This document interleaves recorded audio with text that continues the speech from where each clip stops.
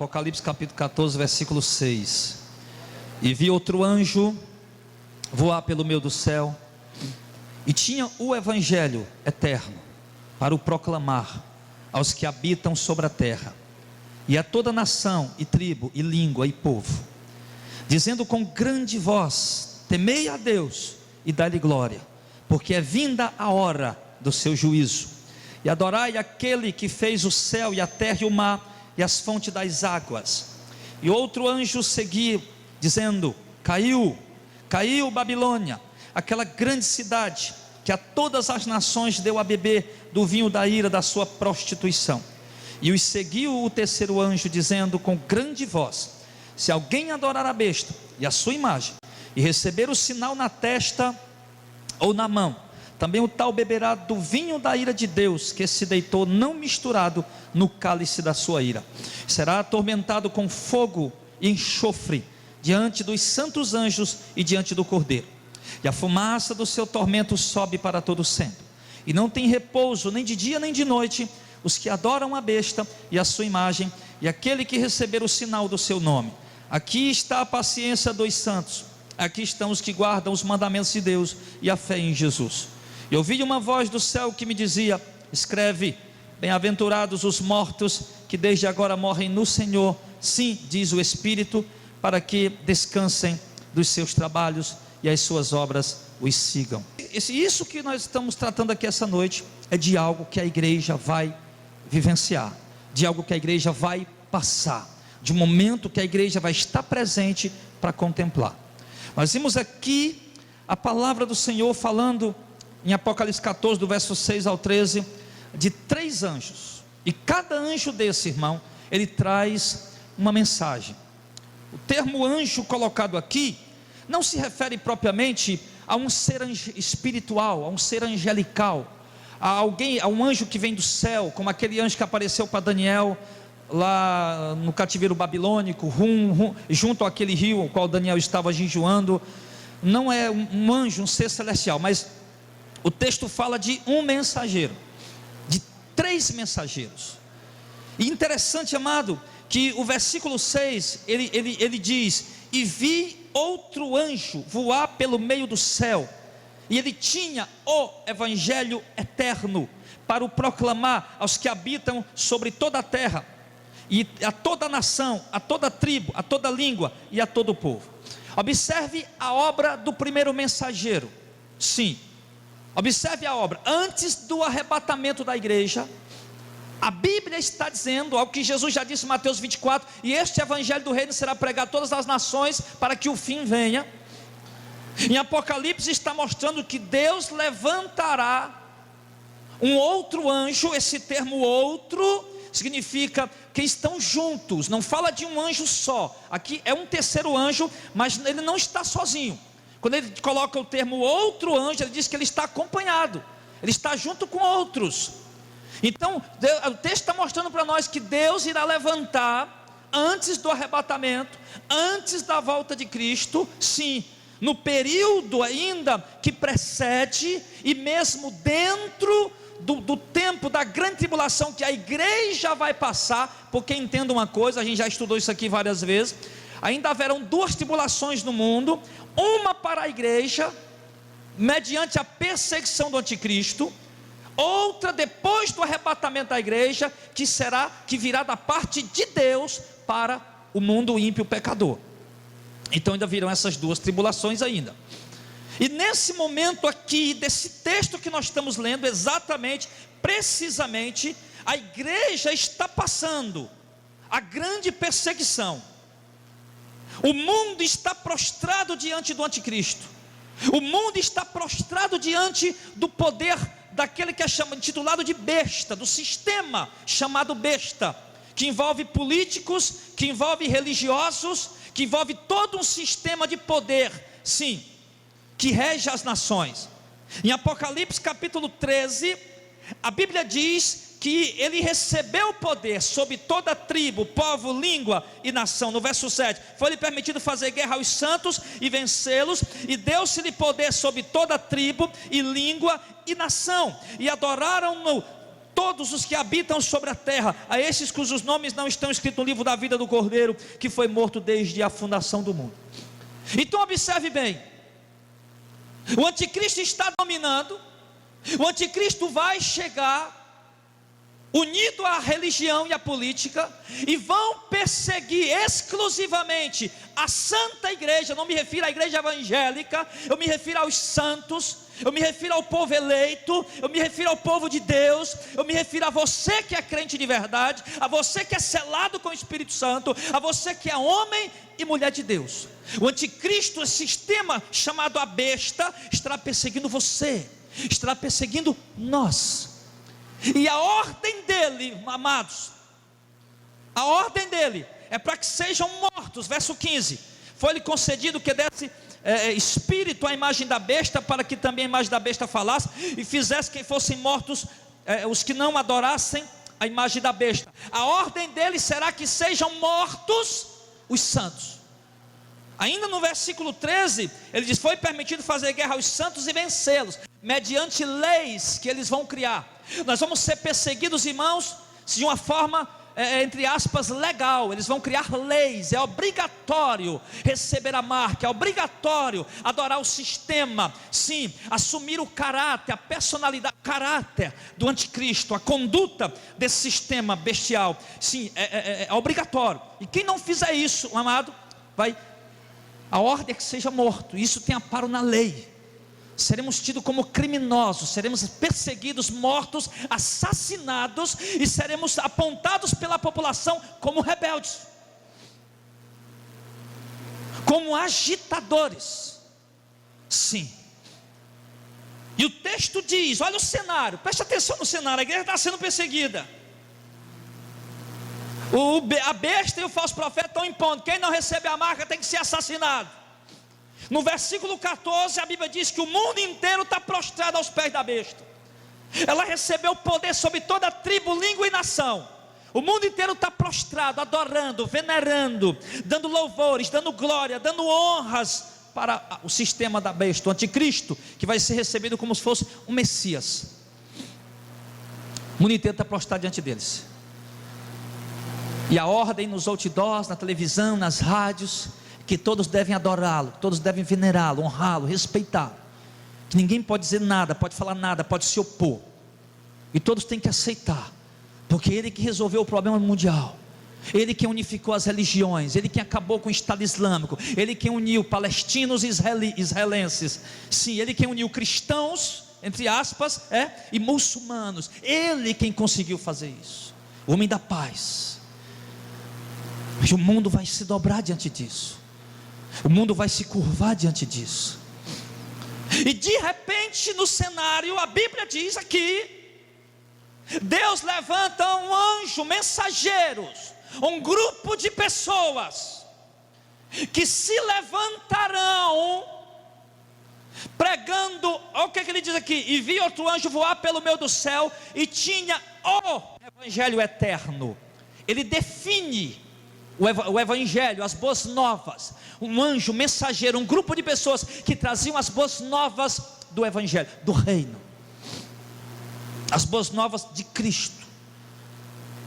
O texto está dizendo que surgirá, Deus levantará um grupo de pessoas que vão pregar o Evangelho, a mensagem de Cristo, mesmo sendo proibidos, mesmo não podendo pregar, mesmo sendo jurados, ameaçados de morte mediante lei, sim, eles se levantarão para pregar. O texto diz, para proclamar, para anunciar.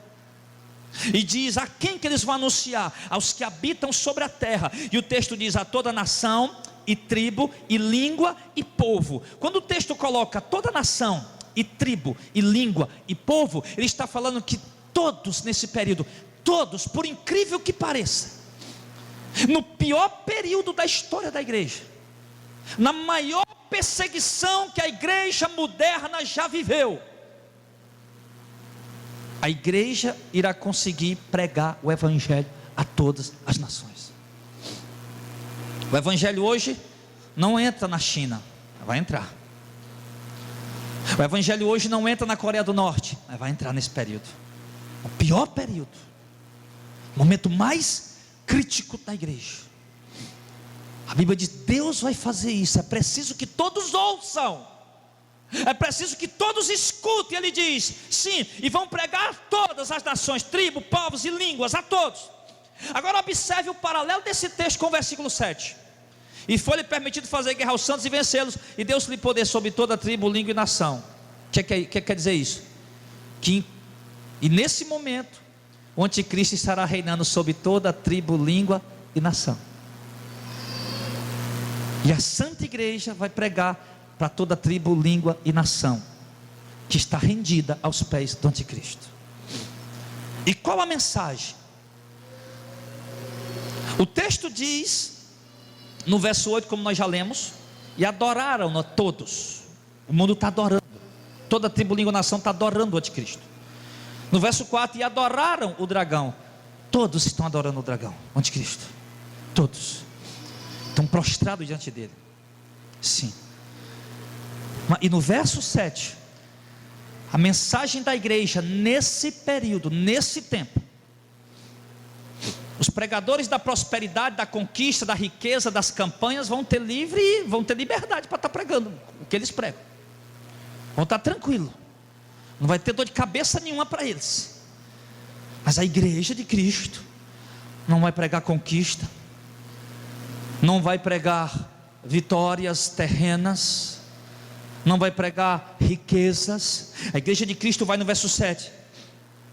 O que ele vai pregar? Com grande voz. Sim, temam a Deus. O primeiro ponto que a igreja vai estar pregando nesse tempo é o quê? Não temam ao anticristo. Não temam ao falso profeta que está fazendo sinais para enganar vocês.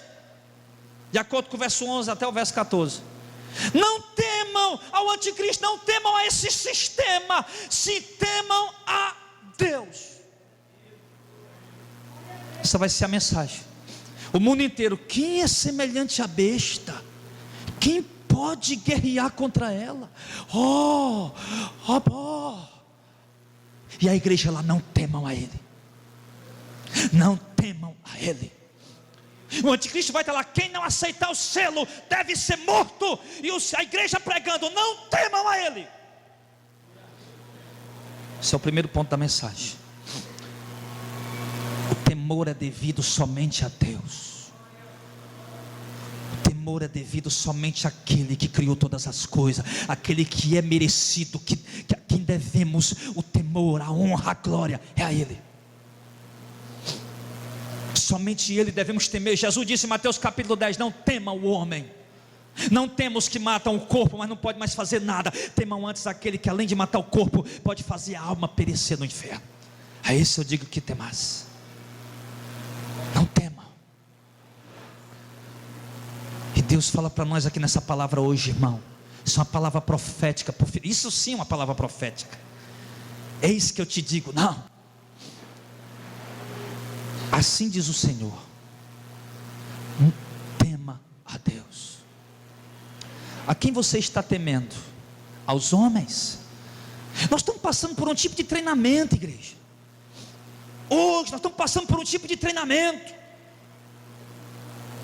Sabe quando você tem medo? Não vou usar minha camisa do Disney, não é obrigatório não, para ir na rua não, que vão querer cair de pedra em cima de mim. Não, eu vou para a rádio, vou para a televisão, vou para o YouTube, vou para a rua, mas não vou pregar contra os falsos profetas não, que eles vão cair de pedra em cima de mim. Nós estamos passando por um treinamento. Nós temos que parar com esse negócio, meu irmão, de querer ser legal com todo mundo. Nós temos que amar as pessoas, temos que ser gentios, temos que ser dóceis, mas temos que ser verdadeiros.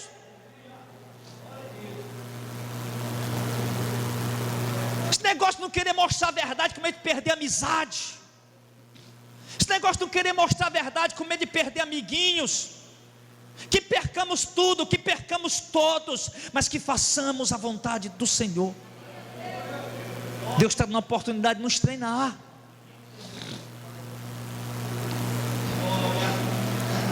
E o segundo ponto da mensagem que a igreja vai pregar nesse momento. Primeiro ponto é o que? Verso 7: temam a Deus. Segundo ponto: dê-lhe glória. vocês estão dando glória para o anticristo. Ei, vocês estão dando glória para o falso profeta. Deem glória para Deus. Isso o anticristo vai ficar, irmão, irado. Deem glória para Deus. O anticristo vai receber glória através de mentira, através de engano, na força, na marra. E Deus diz ao seu povo, à sua criação, o povo que Deus criou, ao mundo, a criação de Deus, deem glória a Ele. Glória quer dizer, deem louvores, deem honra, deem a Ele o que é devido, exaltem a Ele, louvem a Ele, glorifiquem a Ele. Irmão, isso é uma mensagem rebelde.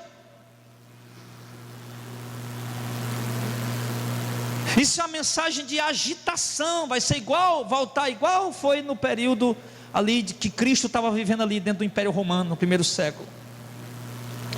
Todo mundo que se opunha ao sistema político romano era crucificado. Aqueles dois malfeitores estão ali por quê? Por causa de sedição. O que é isso? Fez sedição e um assassinato. Eles tentaram juntar o povo ali para... No século 6, um grupo chamado Zelotes fez uma rebelião contra Roma. Foram reprimidos.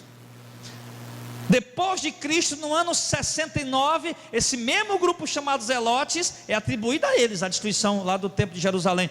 No ano 70, no ano 70, esse grupo chamado Zelotes novamente se opõe ao sistema de governo romano. Os romanos vão lá, esmagam Jerusalém, destrói o templo, destrói a cidade. Os Zelotes fogem para os montes, para um lugar que eu esqueci o nome agora, um tipo de fortaleza natural, rochoso, pedra. Os romanos fazem uma rampa para ir até onde eles estão, para pegá-los, e antes os romanos chegam lá e se suicidam. Mas todo mundo que se opõe ao sistema político romano era morto. E o texto está mostrando para nós que isso vai voltar. Não apenas em Roma,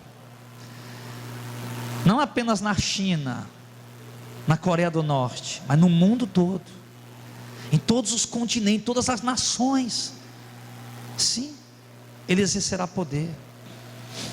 Que a igreja estará pregando, irmão, deem glórias a Deus. Sabe o que eu aprendo aqui, irmão? Que não importa o tempo de perseguição que estejamos vivendo, devemos dar glória para Deus. Não importa as afrontas que estejamos sofrendo, não importa as ameaças que estejamos sofrendo, não importa as lutas que estejamos travando, o inimigo que estejamos enfrentando, devemos dar glória para Deus.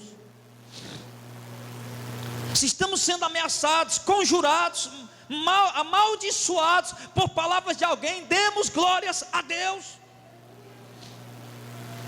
É isso que a igreja tem que fazer hoje, é isso que a igreja vai fazer naquele tempo, e é isso que a igreja vai pregar para o povo fazer.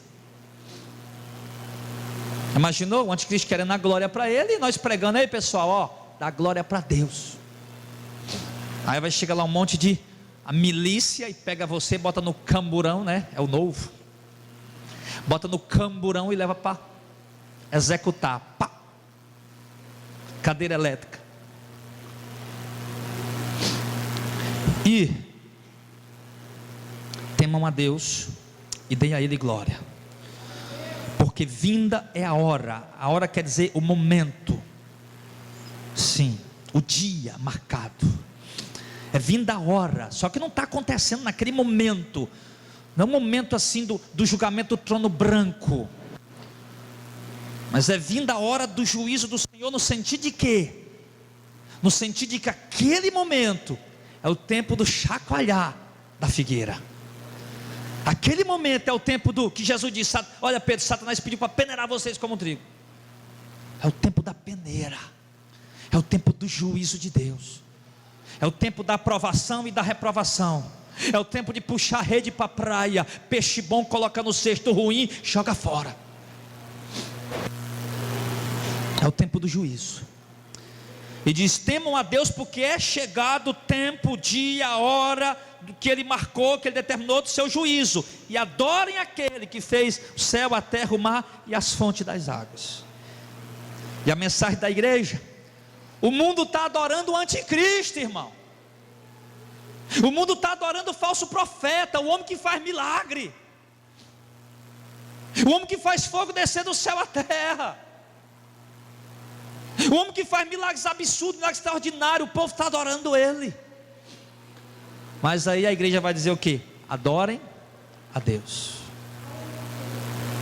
Isso vai custar a sua vida. Mas isso aqui, irmão, é um grupo. Não é só um homem, é um grupo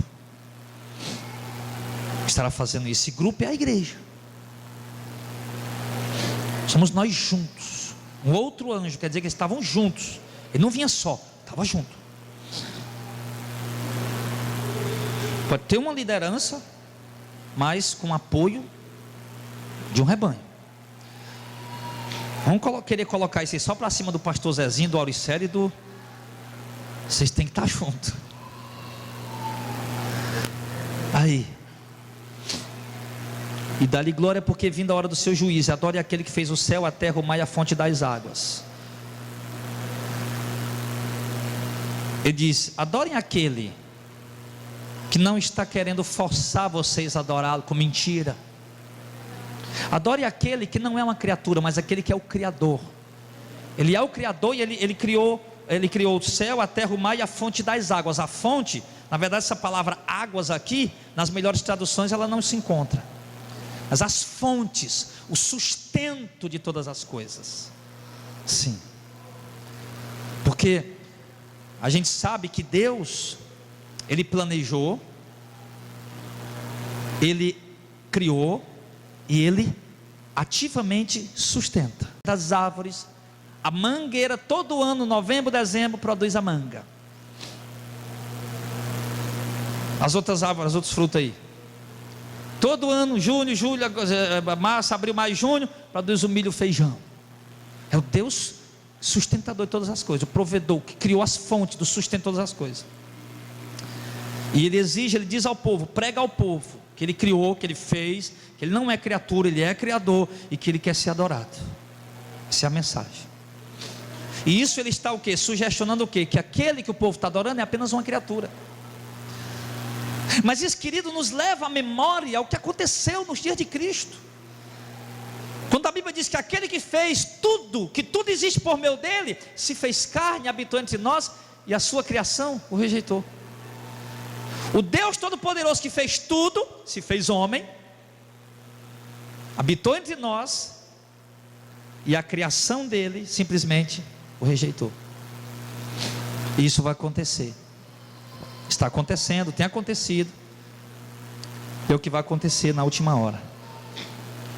Então, querido, essa é a obra do primeiro anjo, com apoio de muitas outras pessoas, de um grupo de pessoas.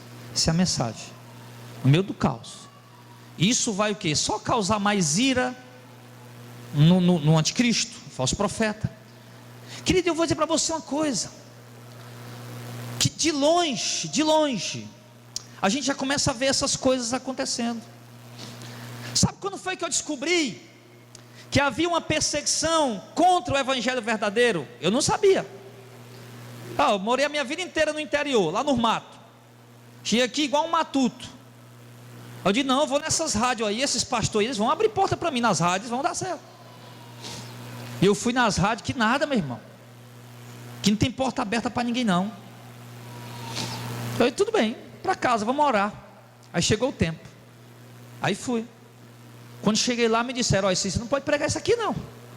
E a palavra de Deus, mas não pode. Faça uma campanha, bote louvor. Foi desse jeito que me disseram. O Clésio estava lá comigo. Faça uma campanha, bote louvores, músicas, enfim. Chama o povo para ir, mas essa mensagem aí não. Eu falei, se eu não puder pregar isso aqui, então não fica. Então você não vai ficar, então vamos embora. Aí fomos para outra rádio. Eu estava acho que no segundo ou no terceiro programa nessa outra rádio, quarto programa, me lembro, segundo, terceiro, quarto programa nessa outra rádio. O diretor da rádio me chama, que é um monopólio. Monopólio, é uma corja só, né? É um covil de corrupto só. Não tenha dúvida disso. Tudo come no mesmo prato. Isso foi o que me disse o filho de um tal de um bispo lá. Aqui nós almoça com dono de televisão, dono de rádio, e aqui essas portas fecham para você aqui, fecham em todo canto. Ele falou isso. Aí eu fui para outra rádio, lá no, sei lá, terceiro, quarto programa, eu não me lembro. O diretor da rádio chegou lá e disse: pastor Jadá, infelizmente você não vai poder ficar aqui pregando isso aí não. Diga aí, mudar eu não mudo não. Vamos embora. Depois passou um tempo, fomos para outra, né? Aquela que eu fui expulso 2 vezes, que vocês sabem.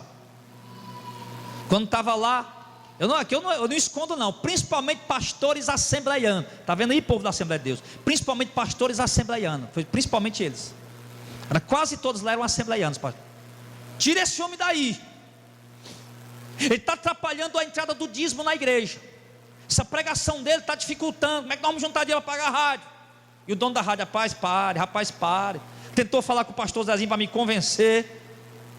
E claro que o pastor Zezinho não veio nem, né? Só me comunicou. E aí, meu irmão, eu percebi que hoje existe já uma perseguição contra o Evangelho de Cristo, contra a igreja verdadeira, contra a pregação da verdade, que a sociedade evangélica não conhece. Você olha para essas rádios tocando essas músicas, esse pastor pregando, é uma benção, meu irmão. Está podre, isso aí é podre. É um cartel. Podre. Perseguição. Já existe. A gente já viu uma sombrinha já. E por eles não deixava nem a gente pregar em canto nenhum.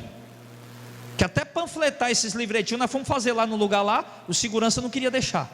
E eu digo: isso aqui é público, aqui isso aí não impede não. Existe uma perseguição já, irmão. Nós estamos sendo treinados. Não vamos ficar como menino aqui nessa terra achando, não, vai ser uma bênção, é tudo em paz, tudo tranquilo. Já tem uma guerra, já está travada.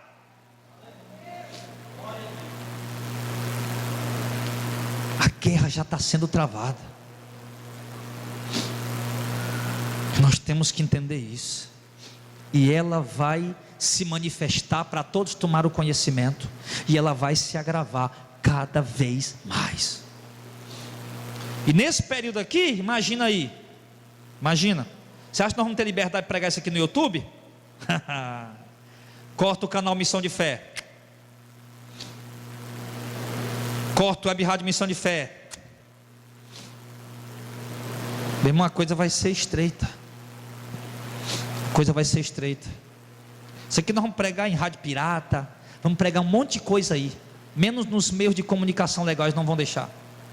Mas que o evangelho vai ser pregado, vai. Pastor, rádio pirata, irmão, tem tempo que a igreja vai, infelizmente a igreja vai contra a lei.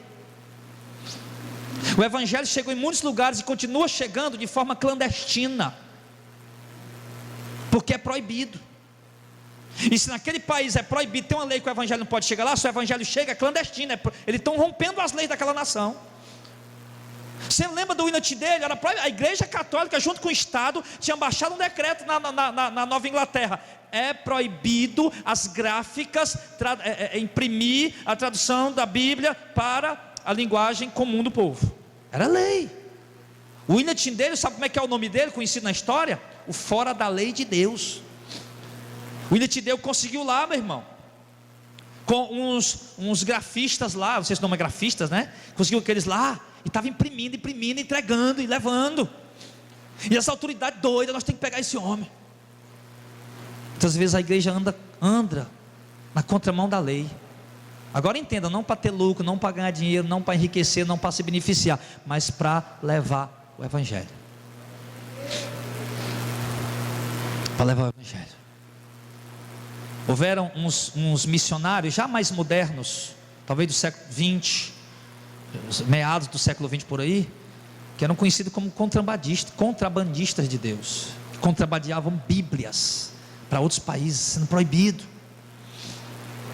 Eram chamados de contrabandistas de Deus. Então, enfim, amado, o evangelho vai ser pregado e todo mundo vai ouvir nesse tempo. Agora não pense que vai ser fácil. Nós temos que começar, meu irmão, a pensar nisso, a analisar essas coisas, e a saber que nós vamos passar por isso. É por isso que Deus pegou o covarde do Gideão, que estava todo tremendo, E Deus revestiu ele de um espírito, meu irmão, que ele teve tanta ousadia que ele foi para a guerra e venceu. É por isso que Josué tinha tanta ousadia, não tinha medo de ninguém, era um varão valente. Mas aquela ousadia não era dele, aquela ousadia vinha do Senhor. O Moisés que tremeu todo, vai Moisés falar com o faraó, eu não, Senhor, eu tenho as pernas bambas, eu sou gago, meus queixos estão batendo aqui, só imaginar. Eu disse, você vai. Lá estava Moisés lá, faraó, liberta o povo, com autoridade. Deus capacita, Deus reveste, Deus dá poder. Mas a palavra vai se cumprir, e nós vamos ser instrumentos para isso, meu irmão. Vamos ser canais para isso. Aí eu quero ver os crentes gospel nesse tempo, vão chegar para tu, meu filho, não faça isso não. Mamãe, papai, meu amor, não faça isso. Meu filho, você está doido. Mãe, eu não posso. Eu não posso. Foi como o pai de uma jovem chamada, esqueci o nome agora, na perseguição do primeiro século, do segundo século, está registrado, Eusébio de Cesareia registrou isso. E lá tentou, o pai dela tentou, ela tinha acabado de ganhar um bebezinho, um filho, e ela estava presa para ser jogada na arena com os leões. Ele disse, minha filha, não faça isso por mim, não faça. Não, pai, eu tenho que ir. Minha filha, não faça isso, foi pelo seu filho. Pai, esse pote pode deixar de ser um pote? Ele disse, não, pois eu também sou uma cristã, eu não posso deixar de ser uma cristã. E foi para a arena. Não, foi mordida pelos cães, pisoteada pelos touros. E o carrasco, quando chegou, ela pegou a espada, colocou aqui como quem diz, me mata logo. E ali o carrasco encerrou a vida dela. Mas Deus deu a eles ousadia, intrepidez. E a segunda mensagem, o segundo anjo,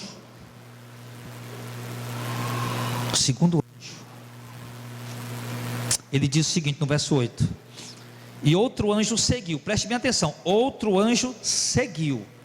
Aqui ele fala de um anjo que estava junto com o outro. Já falei, esse termo outro, eu pesquisei, no original, ele significa que eles estavam juntos, não era um, aí daqui um tempo vem o outro, não, estavam juntos, tá? O outro anjo seguiu, eles estavam juntos. Verso 8, dizendo, agora ele anuncia, o que ele anuncia? Caiu Babilônia, aquela grande cidade que a todas as nações deu a beber do vinho da ira da sua prostituição. Babilônia é símbolo de uma grande cidade que embriaga as nações com o vinho da sua prostituição. No grego a palavra prostituição, porneia, mas ela também significa idolatria, ou seja, a grande Babilônia, a grande cidade chamada Babilônia, é apenas um símbolo. Ela na verdade representa um conjunto que embriaga as nações com uma doutrina idólatra, que dá a beber ao mundo. Ele usa essa linguagem simbólica, dá a beber, porque o mundo tem sede, as pessoas têm sede de religião. Sabe, irmãos, antes do nascimento de Cristo, um dos fatores que mais foi importante para a receptividade do Evangelho, sim, você vê ali os apóstolos ganhando almas ali, meu irmão, à torta e à direita. Mas está claro, a gente sabe da doutrina dos eleitos, mas sabe o que contribuiu para isso? O Império Romano, ele tinha seus cultos, só que os deuses do Império Romano não tinham formas, muitos deles não tinham formas. Os deuses deles eram espíritos que o povo entendia que estava na água, nos rios, nas vegetações, e ali o povo adorava aqueles espíritos, sem ver, sem tocar.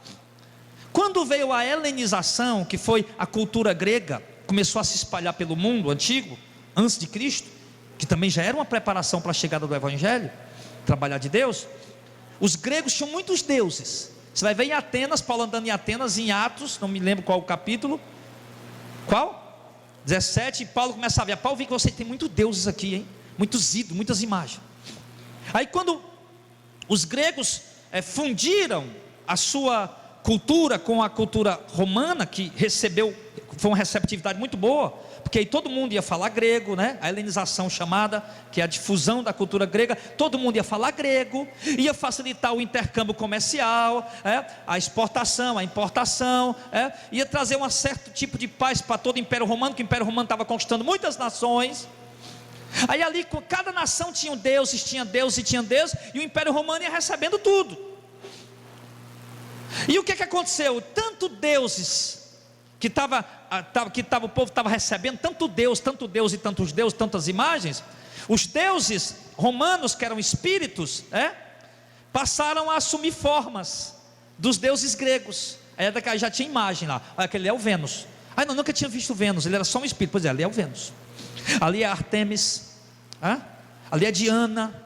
Sim, ali eles iam, os deuses estavam ali agora em mar. E isso, irmão, fez o quê? Isso trouxe uma sequidão espiritual para o coração do povo, um ceticismo. O povo começou a ficar incrédulo naqueles deuses. Aqueles deuses perdeu a credibilidade.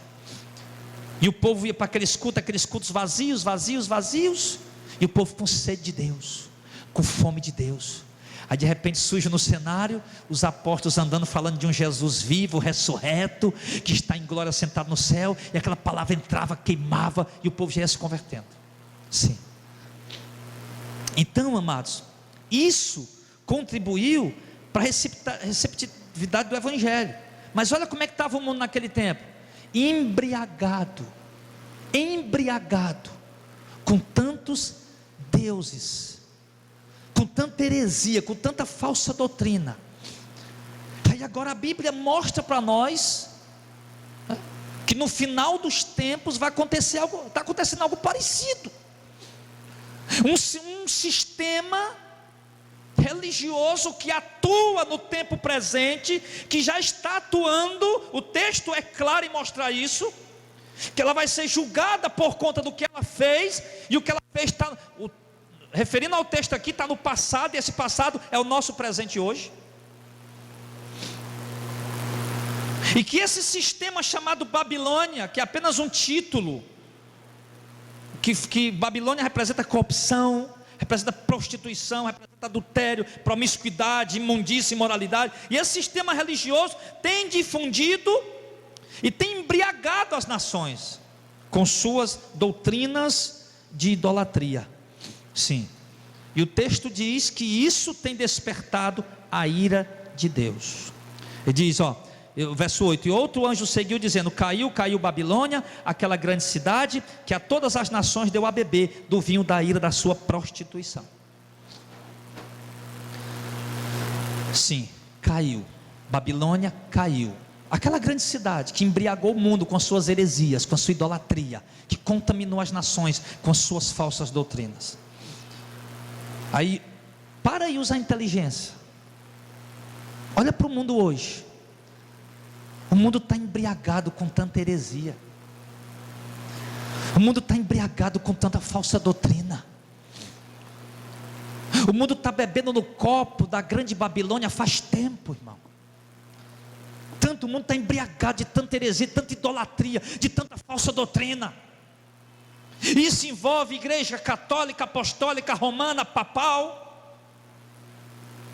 Isso envolve igrejas evangélicas.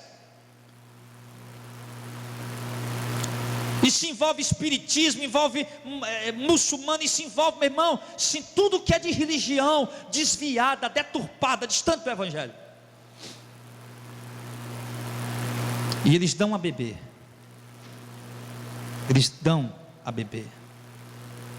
Levam a bebida, oferecem a bebida, e dão para as pessoas beber da sua doutrina. E as pessoas ficam embriagadas. E um dos alertas do apóstolo Pedro, São Pedro, foi: sim, nós devemos estar sóbrios. Devemos andar em sobriedade e não nos deixar embriagar pelas falsas doutrinas. Então, esse anjo está acontecendo, caiu Babilônia. Só que esse caiu aqui, no meu entendimento, tá? Porque a gente sabe, irmão, que isso aqui é escatologia, doutrina de últimas coisas. figuras, que muitas vezes tem várias interpretações. Uma interpretação que nós podíamos ter desse texto, agora nesse momento, é que Babilônia ainda não tinha sido julgada, estava apenas anunciando que ela tinha caído, que ela caiu. Ou seja, é uma religião caída, ou que literalmente caiu para ser destruída. E a palavra de Deus está dizendo, irmãos, que as obras dela despertou a ira de Deus contra o povo que bebeu da doutrina dela. O texto está dizendo isso. Só que um detalhe importante, eu não pretendia nem sair daqui, mas só que rapidinho, no capítulo 18, no versículo 4, ele mostra assim no verso 4, ó. Capítulo 18, verso 4. Verso 1: E depois dessas coisas vi descer do céu outro anjo, que tinha grande poder, e a terra foi iluminada com a sua glória, e clamou fortemente com grande voz, dizendo: caiu a grande Babilônia, e se tornou morada de demônios, e abrigo de todo espírito imundo, e refúgio de toda árvore imunda, porque todas as nações beberam do vinho da ira da sua prostituição. Os reis da terra se prostituíram com ela, os mercadores da terra se enriqueceram com a abundância das suas delícias. E ouvi outra voz do céu que dizia: sai dela, povo meu, para que não sejam participantes dos seus pecados, e para que não incorram nas suas pragas. O que é que o texto está dizendo? Deus está dizendo: tem gente minha dentro desse sistema, e que precisa sair. E Deus está avisando isso hoje.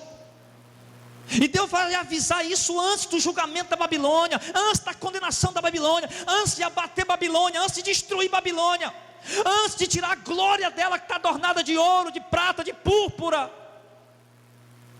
A glória da Babilônia está aí, as igrejas, essa igreja gloriosa que está aí, essa igreja evangélica gloriosa, rica, poderosa, é Babilônia. Essa igreja católica rica, poderosa, é Babilônia. E Deus está dizendo que vai avisar o povo dele que está lá dentro, para sair de lá, enquanto ela está na glória ainda. Porque sair, depois que ela perder a glória, todo mundo vai sair, é lógico. Então Deus diz: sai dela, povo meu. Está dentro desse sistema, pula fora. Identificou que a tua igreja, teu ministério, tua congregação é Babilônia, sai daí. Sai daí, filho. Estão te embriagando, você está embriagado. Tem gente que quer sair e não consegue. Tem gente que está tão entorpecido, tão embriagado, que quer sair e não consegue. Quanta gente já falou para mim: pastor, estou em qual igreja, em tal igreja, tal igreja. Eles dizem o nome da igreja, e eu quero sair de lá. Já vi tanta heresia, apostasia, a igreja está desviada e eu não consigo sair. Pois eu te digo, meu irmão, sai dela. Quem for de Deus, quem não for vai permanecer. Mas o povo de Deus precisa ouvir o chamado de Deus: sai dela, povo meu. Aí o povo vai saindo. Quem não é de Deus vai ficando, mas o povo de Deus vai ouvindo a voz dele e vai saindo.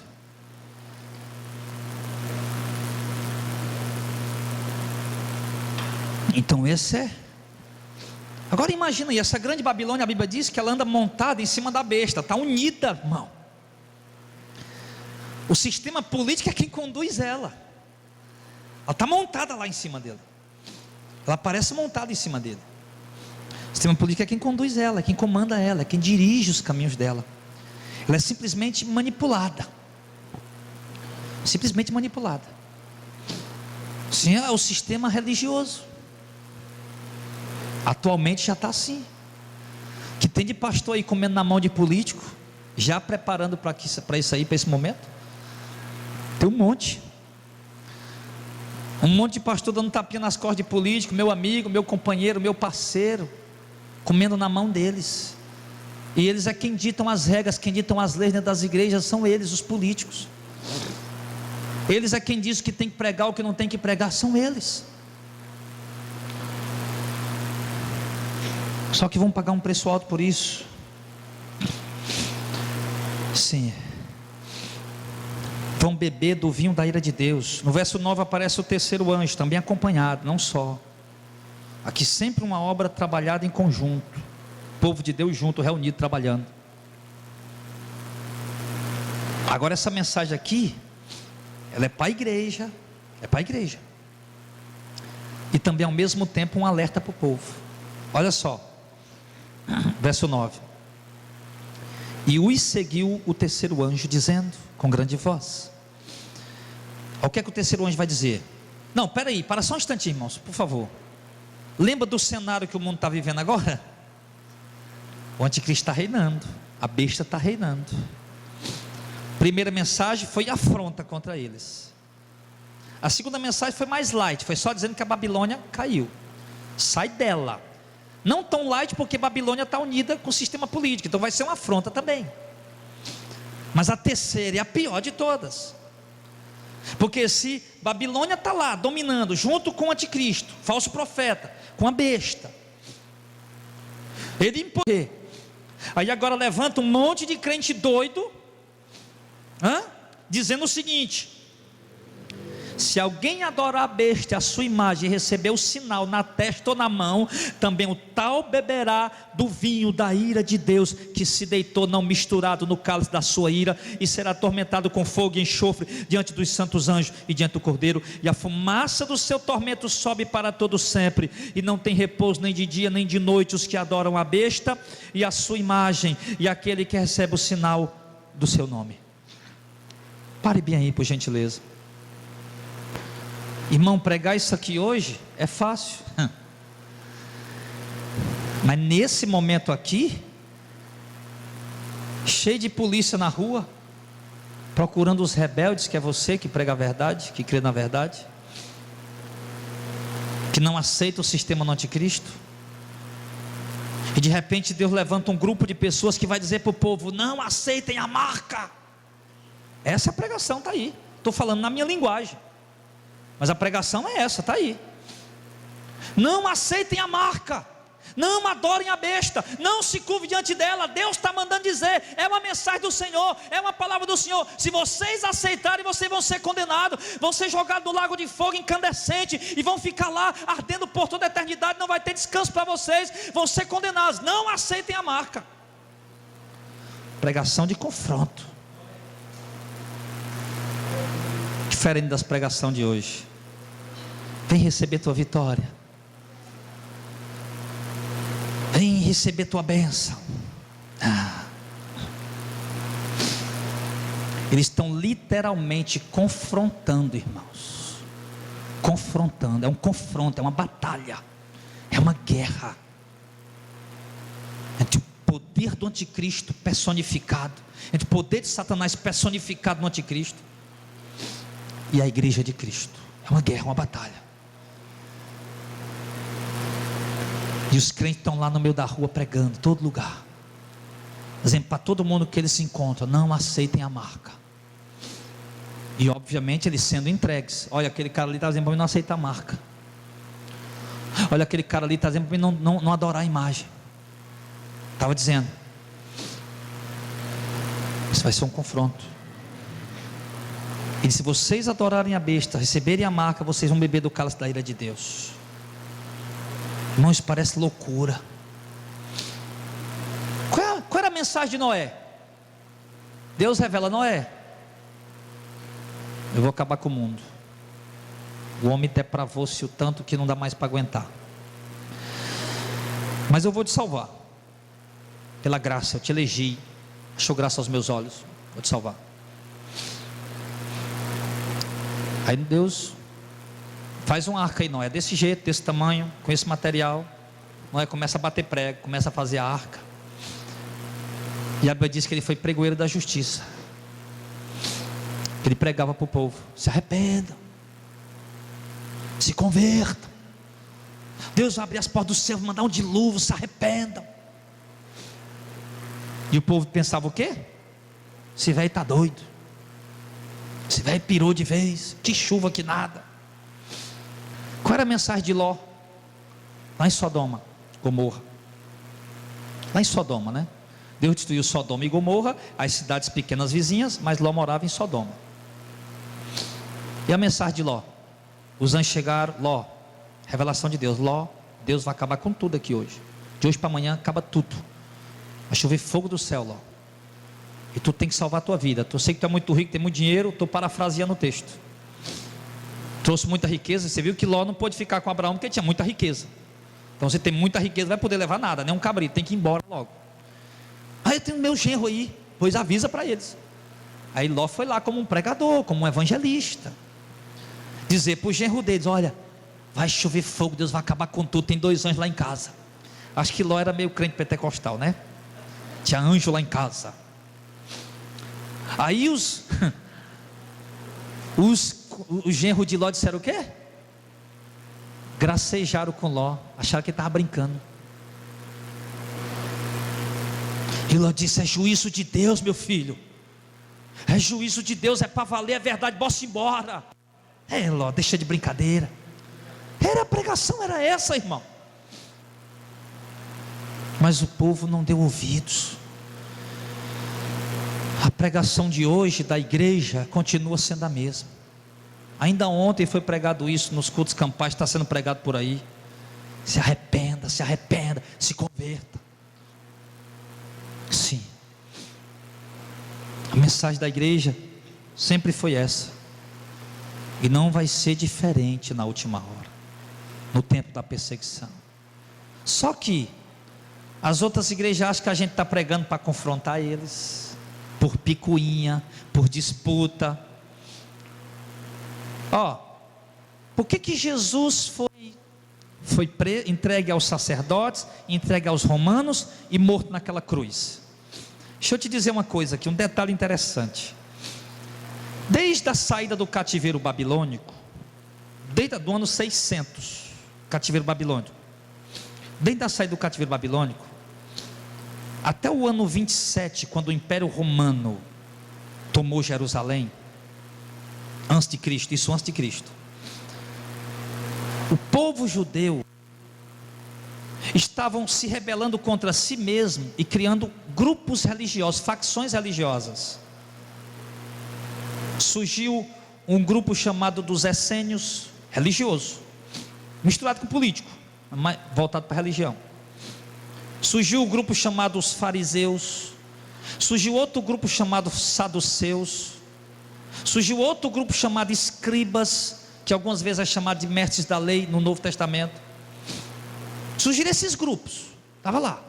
No Novo Testamento a gente não vê o nome os essênios, porque os essênios, por causa de uma perseguição dos asmoneus, eles tiveram que fugir para as cavernas de Curã, e foram fazer assentamentos e ficaram lá. Por isso que a gente não escuta falar o nome dos essênios, mas fariseus, saduceus, escriba, você escuta falar, todo mundo está lá. Aí o que acontece? Dentro do judaísmo estava surgindo várias ramificações. Os fariseus pensavam uma coisa da lei, a lei oral e a lei escrita. Os saduceus não, só aceitavam a lei escrita, a lei oral é heresia. Os essênios não aceitavam o sumo sacerdócio de uma determinada grupo de pessoas. Não, isso aí está errado, isso aí é heresia. Aí eles foram lá para o deserto para fazer o quê? Viver comendo legumes e se banhando em formas ritualísticas. Era a interpretação deles da lei, várias ramificações. Quando Jesus surge no cenário, começou a pregar o evangelho, para eles aquilo era uma outra interpretação da lei. Os fariseus tinham a dele, os saduceus tinham a dele, os escribas tinham a dele, e para os outros judeus, Jesus era mais um judeu, mais uma ramificação da religião judaica, que tinha também a sua interpretação. Aí Jesus começou a ganhar adeptos, seguidores, e isso foi criando o quê? Ciúme, inveja no coração dos escribas, fariseus, saduceus. Porque o povo todo estava seguindo Jesus, a religião, o grupo dos outros estava esvaziando. Então eles se reuniram e foram dizer: nós temos que matar esse homem, o mundo inteiro está seguindo ele. E mataram Jesus, né? Por conta disso, entregaram Jesus por conta disso. Claro, era uma profecia, tinha que se cumprir, mas tinha que haver uma causa. Ninguém ia pegar Jesus e jogar na cruz ali só para cumprir a profecia, tinha que haver uma causa, um motivo, e o motivo foi esse: a disputa religiosa. Achavam que os seguidores de Jesus e Jesus, o cristianismo, era mais uma ramificação judaica. Tanto é que no primeiro século, aí, logo no começo, os romanos acham que o cristianismo é apenas mais uma seita judaica ali, como os fariseus, como os saduceus, está lá, levando causa para Herodes, para Agripa, para Pilatos. Não, deixa lá, é confusão dos judeus lá, deixa lá, é coisa deles, né? E estavam lá eles disputando. Então o que é que acontece, irmãos? Quando a igreja de Cristo, ela começa a pregar a verdade. Olha, todo mundo olha para a igreja hoje, não, ali é só mais uma igreja evangélica, não, ali é só mais um pastor ladrão, é só mais um bando de crente aí, querendo dinheiro do povo. Eles olham assim da mesma forma, do mesmo jeito. Só mais um que está interpretando a Bíblia do jeito que ele quer, né? Mas não, Jesus estava pregando a verdade. Aí o povo começa a ouvir essa mensagem, começa a sair das heresias e começa a vir para a verdade. E isso vai o quê? Vai dando a entender para o sistema político, para o sistema religioso, que nós estamos se fortalecendo para fazer uma rebelião contra eles, para acabar com a religião deles. Isso vai causando inveja no coração deles. E isso vai trazendo a perseguição. Aí é preciso que nós recebamos essa palavra da parte do Senhor, de entender o quê?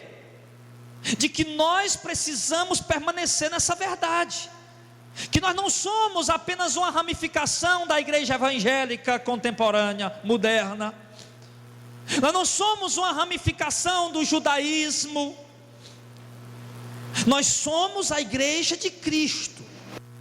E nós precisamos colocar isso no nosso coração e assentar isso no nosso coração e entender isso, que nós não podemos em hipótese alguma, meus irmãos, nos curvar, nos prostrar diante do sistema político que está emergindo no mundo.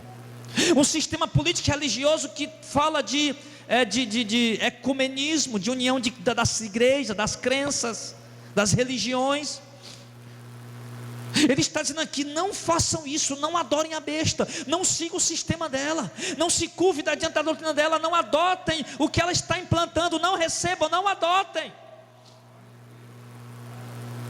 Aí você diz: mas é obrigatório, se não fizer morre. E aí a gente vai pregar para o povo, e no tempo de Noé a gente vai pregar o arrependimento, prega, fala, aí eles começam a dizer: sim, eu sei, mas se eu não fizer, eu morro.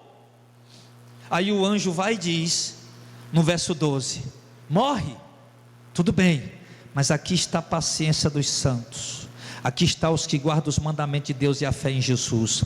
Ouvi uma voz do céu que dizia: escreve, bem-aventurados os mortos, que desde agora morrem no Senhor. Sim, diz o Espírito, para que descanse dos seus trabalhos e as suas obras o sigam.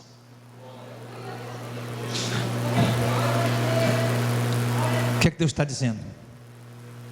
Eles vão matar vocês. Deus está dizendo isso. Eles vão matar vocês e eu não vou fazer nada. Deus está falando isso. Eles vão matar vocês e eu vou deixar. Mas lembra de uma coisa. Foi o que ele falou para a igreja de Esmirna. Tem tribulação de 10 dias, mas seja fiel até a morte, e eu te darei a coroa da vida.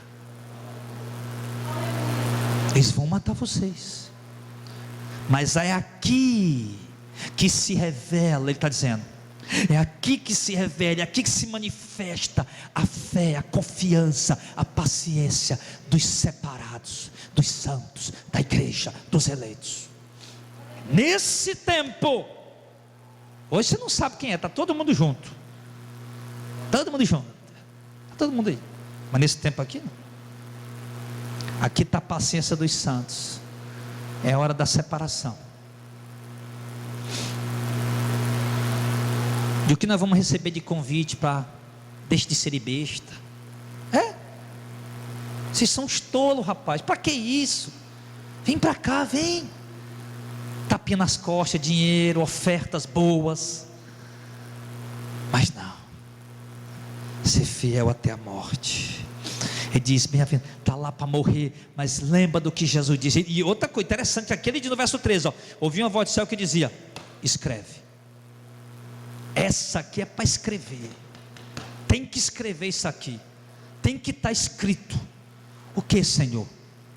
Sim, bem-aventurados, felizes são vocês que morrerem naquele momento. Como é que pode? Feliz se eu morrer? Feliz se eu deixar me matar? Sim. Por quê? Porque aí você vai morrer com Cristo, e vai morrer, e vai para a glória, e vai lá, sair deste mundo atribulado e ficar em descanso, em repouso. A gente olha para a morte, irmão, como se fosse uma marmota de 7 cabeças, um bicho que anda virado do avesso, pregado nas paredes, assim, uma sombra. Mas deixa eu te dizer uma coisa, a morte ali, aquele momento ali, rapidinho, morreu. Ai, a morte, questão de segundos ali a pessoa apaga, não está mais vendo nada, não está mais sentindo nada, mas já acorda lá o espírito na presença do Senhor. Curiosidade, um primo meu sofreu um acidente terrível de moto, bateu no carro lá, caiu. Eu perguntei, e aí, tu viu alguma coisa? Eu, não, mas se eu tivesse morrido naquele dia, eu não tinha visto, era nada. Acordei, estava no hospital entubado. Ele falou para mim, então a morte é assim.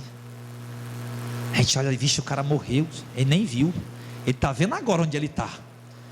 E se morrer com Cristo, o texto garante, no meio da perseguição, seja homem, tenha fé, confia em Cristo, na palavra, que você vai adormecer aqui e vai acordar no paraíso com o Senhor.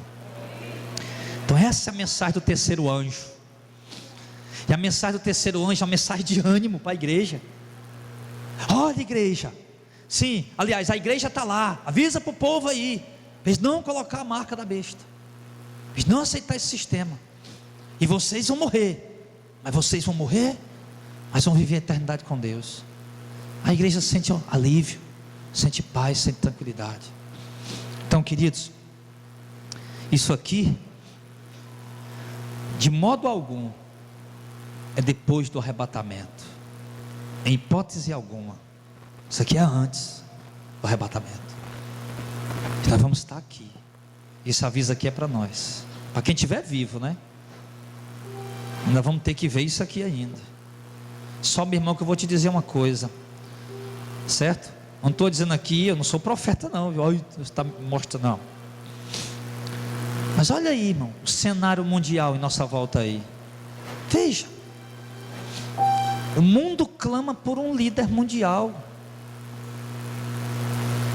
Já viu, irmão, os Estados Unidos, a maior potência do mundo, dos países que você não vive tranquilo, que está sujeito a um doido pegar uma metralhadora, matar 40, 50 pessoas a qualquer momento, está sujeito a um maluco que entrar na igreja e começar a atirar para todo lado, matar 20 pessoas, como aconteceu recente agora.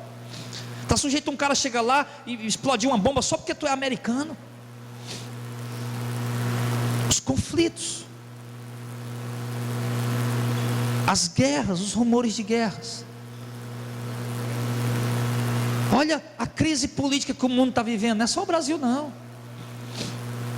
Olha nos jornais, crise política na Venezuela, crise política na Cuba, crise política se aonde, aí vai.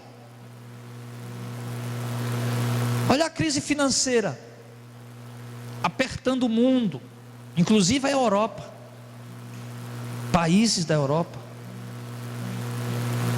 brasileiros, que eu até recebi e-mails deles, mensagens deles, pastor, são mais de 1000, estamos indo um monte embora, porque aquela coisa aqui está preta, está feio o negócio, está feio, não tem dinheiro.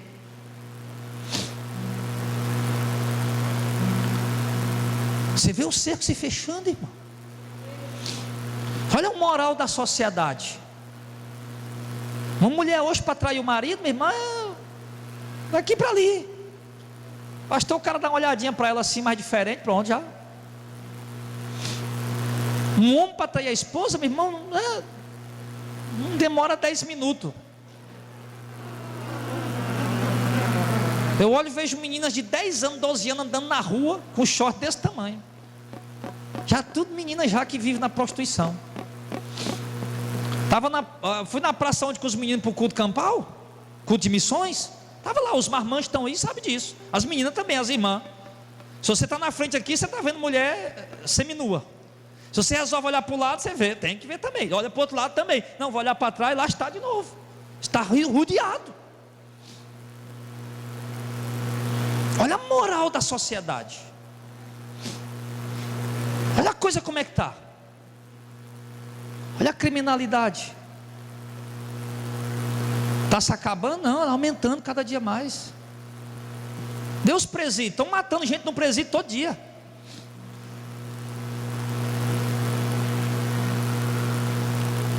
A igreja está ajudando, tá? A igreja está piorando as coisas. A falsa igreja. Irmão, nós olhamos para todo o cenário que está em nossa volta. Nós podemos ver que isso aqui que nós lemos aqui, meu irmão, está às portas. Nós podemos dizer, já estamos na entrada desses acontecimentos. Já podemos ver. Então, meu amado, é hora de nós buscarmos um renovo espiritual. É hora de nós buscarmos um fortalecimento espiritual. É hora de nós buscarmos um avivamento espiritual, um renovo. É hora de nós buscarmos conhecer mais a palavra, nos firmar mais nela, sermos mais fiéis ao Senhor. É hora da gente abrir mão de algumas coisas que precisam ser renunciadas. O momento, irmão, da gente abrir mais os olhos e ver que algo terrível está para vir contra a igreja. Nós precisamos estar preparados para isso. Preparados para enfrentar esse momento como machos, como homens, mulheres de fé, de confiança, de coragem, que não temem, que não tem medo. Temos que tomar uma decisão. Não pode ficar nesse negócio boiando, uma hora está em cima, outra hora está afundando. Tem que tomar uma decisão. Assume logo uma posição. Começa logo a tocar essa trombeta. Começa logo a anunciar para o povo isso aí. Começa logo a alertar a igreja. Começa logo a alertar o povo, evangélico, católico, espírita, macumbeiro, todo mundo. Alertar o povo no meio da rua.